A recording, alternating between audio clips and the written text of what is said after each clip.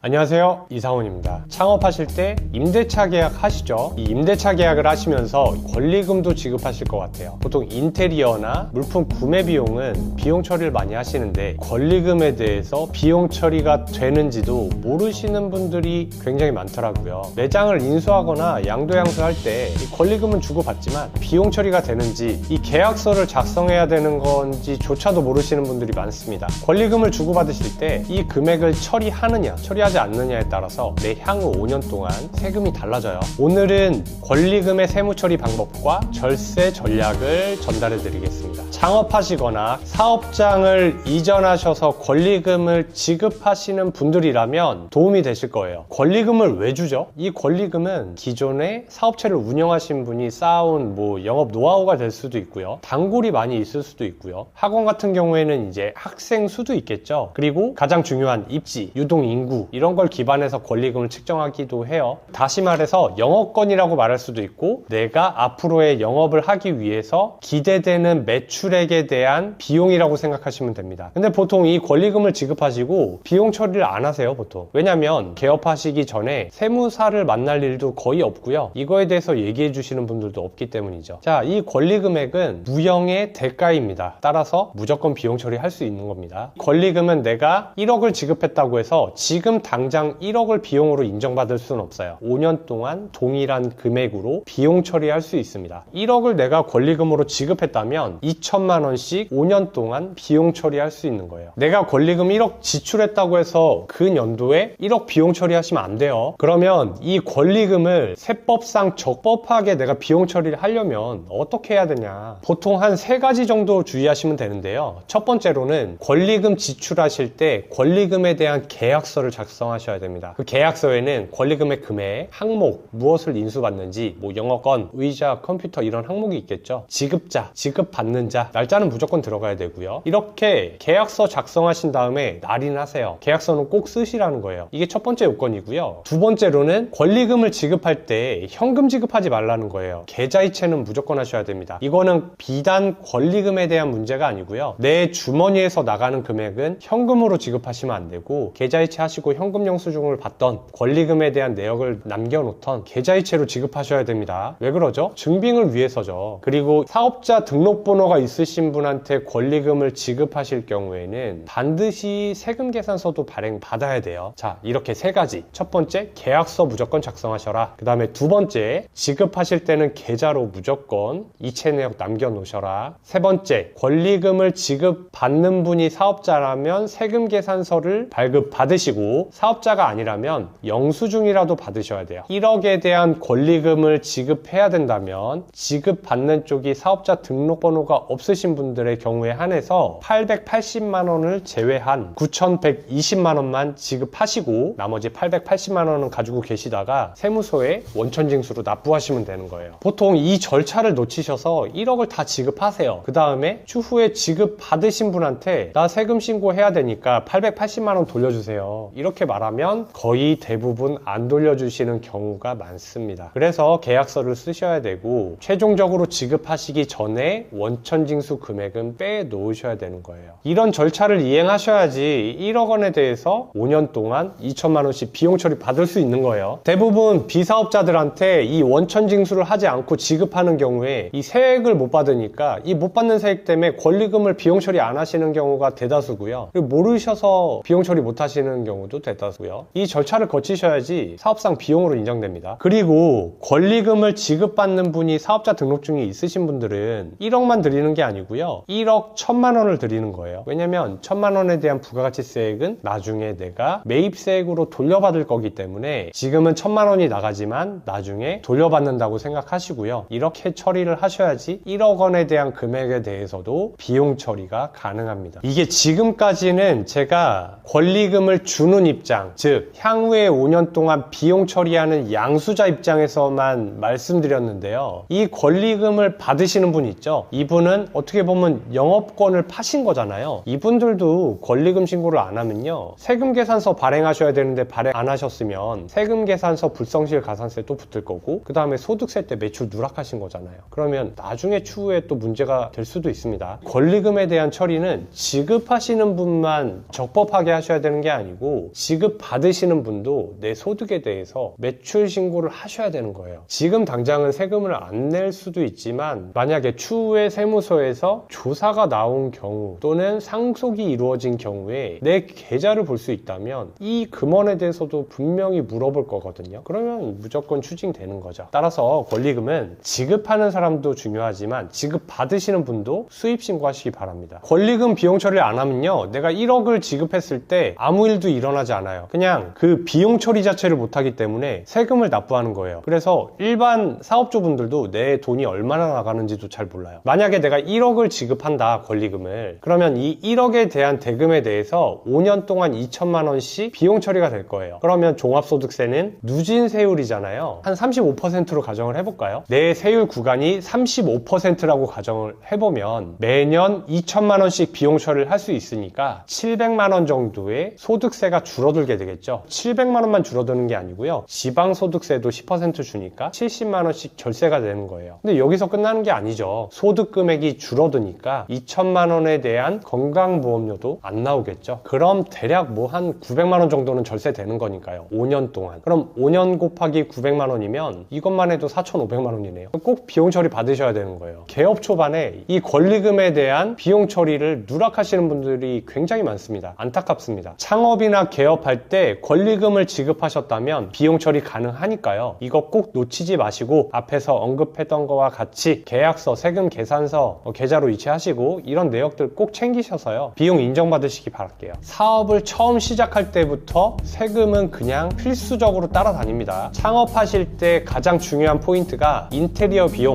권리금 어떻게 처리하는지, 이게 포인트인 것 같아요. 이 금액이 크기 때문에 이행하지 않으면 눈에 보이지 않는 세금이 막 날아가는 거예요. 세금 처리하신 분과 안 하신 분들의 세금 차이가 충분히 날 수 있습니다. 권리금은 단순한 지출이 아니라 향후 5년 동안 내 피와 땀이 나가지 않는 절세의 핵심입니다. 관리하시기 바랍니다. 오늘 영상 도움되셨으면 좋겠고요. 오늘은 여기까지만 할게요. 감사합니다.